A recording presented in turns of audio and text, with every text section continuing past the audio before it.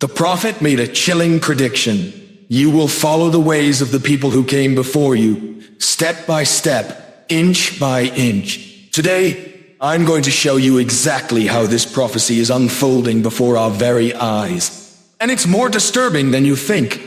Let me take you back in history. The Israelites were chosen by God. They were given divine books, countless prophets, and preference over all other nations. But power corrupted some of them. They developed a dangerous superiority complex. They began to see themselves as pure and everyone else as impure.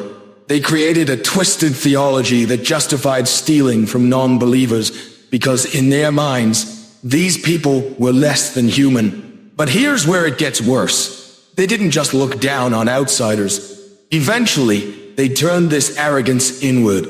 Even fellow believers who weren't part of their elite class became targets of their condescension. They created exclusive clubs within their own faith, declaring that only a select few were truly righteous, while everyone else was destined for hell. Now, fast forward to today. I was in Europe, and I met a Muslim man who proudly told me his scheme. He said, "I have one son named Muhammad, but I told the government I have 4 sons. I spelled the name differently each time, with different letters, different spellings. Now I collect 4 welfare checks from the non-believers. I don't even pay rent." He was bragging about defrauding the system, justifying it because he was stealing from them, the impure ones. Do you see what's happening here? This man had adopted the exact same mentality the Quran criticized in previous nations, the same twisted logic. We can steal from them because they're not like us. But we hate it when people do this to us, don't we?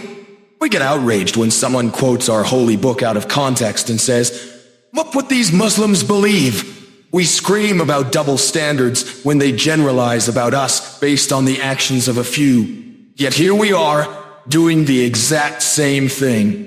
We've developed our own superiority complex.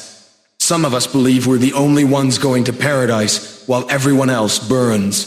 We've created our own exclusive clubs declaring that only our interpretation, only our sect, only our group has the truth. We look down on fellow believers who don't follow our exact methodology. We've become the very people we criticize. The Quran demands justice from us. It demands that we hold ourselves to the same standards we expect from others. Are we becoming the very people we claim to oppose? Are we repeating the same mistakes that led previous nations to their downfall? The prophecy is being fulfilled right before our eyes, and most of us don't even realize it. This isn't just about individual behavior. This is about the direction of our entire community. If we don't wake up and address this disease of superiority and selective morality, we will follow the same path as those who came before us. History doesn't just repeat itself, it's repeating itself through us. The question isn't whether this prophecy will come true. The question is, will you be part of the problem